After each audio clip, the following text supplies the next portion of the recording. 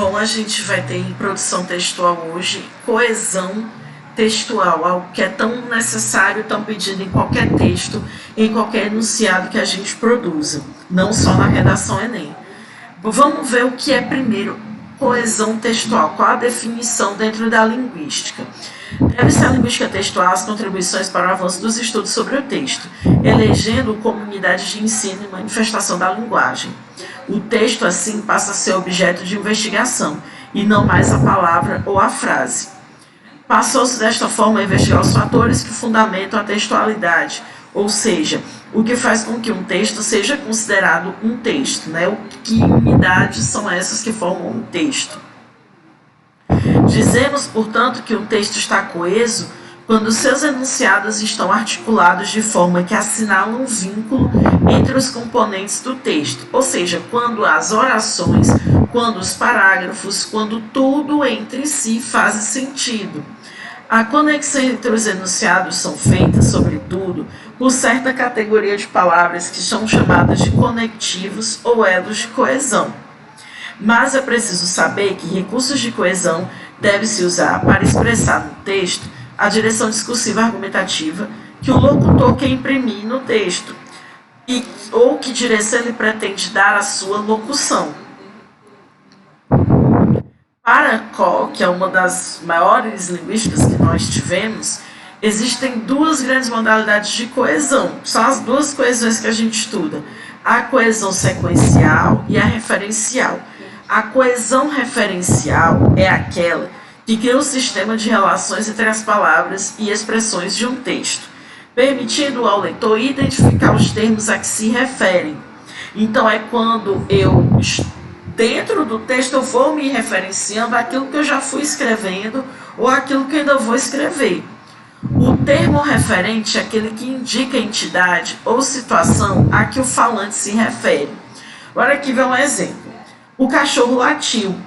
Ele fica irritado quando há pessoas na rua, mas é um animal bastante amável. Pode-se dizer que ele e animal se referem a cachorro. Então, é assim que eu estabeleci a minha coesão referencial. Então, basicamente, a gente tem dois tipos de coesão referencial. Ou seja, aquela que eu vou retomando coisas que eu já falei, ou que eu vou mostrar coisas que vou falar. A coesão referencial pode ser por anáfora, que é a retomada do que foi dito antes. Por exemplo, Ana é uma excelente médica. Ela se formou na UFF, então ela, o pronome, está referenciando a Ana. Pronomes, alguns substantivos podem retomar hipônimos, hiperônimos, sinônimos, antonomia, certo? Tudo isso ajuda a retomar o que foi dito antes. A catáfora é a remissão ao que será dito depois. Por exemplo, realizou todos os seus sonhos, menos este. Qual é este? Aí vai 2 pontos e eu vou explicar. O de viajar para Paris. Então, esse que veio depois de 2 pontos é uma catáfora. Exemplos de anáfora. Bora lá, mais exemplos de anáfora. De relações anafóricas, referenciação a coisas ditas antes. O presidente recusou-se a falar com a imprensa. Criticá-lo, esse pronome aí, faz referência ao presidente. Criticá-lo apenas fez com que a comunicação fosse prejudicada. Viu? O lo retoma o presidente. Então, é uma forma de não ficar repetindo sempre o mesmo termo. O Brasil é o segundo maior importador de azeite. O produto é comumente utilizado na culinária do país, ou seja, produto retomou o termo azeite. Também existe um tipo de anáfora, de recurso anafórico, que é simplesmente nem colocar o que eu já falei antes, que é uma elipse. Mesmo com a economia prejudicada, o que não para de crescer é a indústria da beleza. Esta ainda se mantém projetando crescimentos exorbitantes. Esta, que é outro pronome, está retomando indústria da beleza. Então é importante conhecer anáfora e catáfora para não ficar repetindo o mesmo termo todo o tempo. Exemplos de catáfora. A reação da sociedade mediante a um possível novo aumento dos preços quer dizer isto. Isto, o que vem depois? Indignação. Isso é a catáfora. E lá estava ela, instaurando-se silenciosamente a maior crise hídrica da história. Esse ela vai fazer referência à crise hídrica da história, que eu vou citar depois. É um caso de catáfora. E aí o caso de coesão sequencial. É aquela que cria nos textos as condições para a sua progressão. Né? Aquela que vai unir orações dentro de um parágrafo e aquela que vai unir os parágrafos. As diversas flexões de tempo e modo dos verbos, bem como as conjunções, são, de modo geral, os responsáveis pelo estabelecimento e manutenção da coesão sequencial nos textos.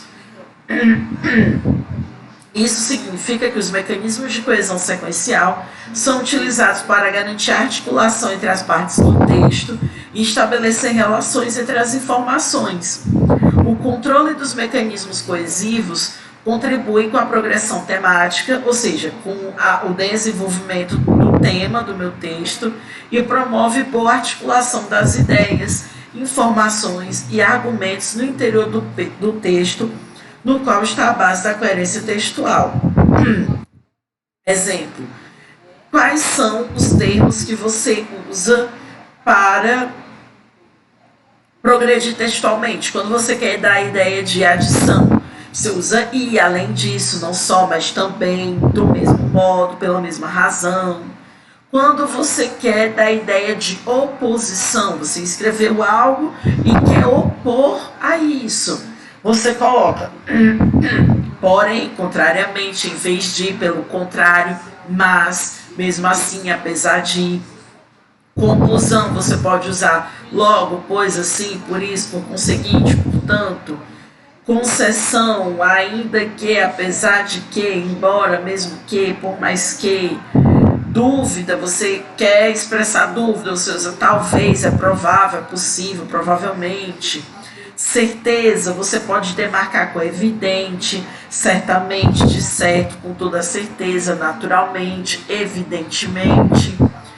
Quando você quer expressar relações de causa, pois que, visto que, já que, porque, dado que, uma vez que, etc.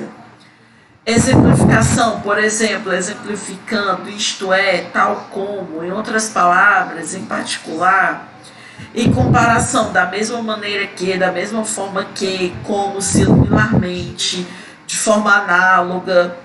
Então aqui são basicamente aquelas, inclusive aquelas conjunções das orações subordinadas adverbiais que vocês estudaram há pouco tempo em gramática. Então não é nada tão complexo que você não possa assimilar, que você não possa treinar, mas tem que lembrar também de uma coisa: só articula bem o texto quem lê. Não adianta se informar só ouvindo podcast ou assistindo a televisão, não.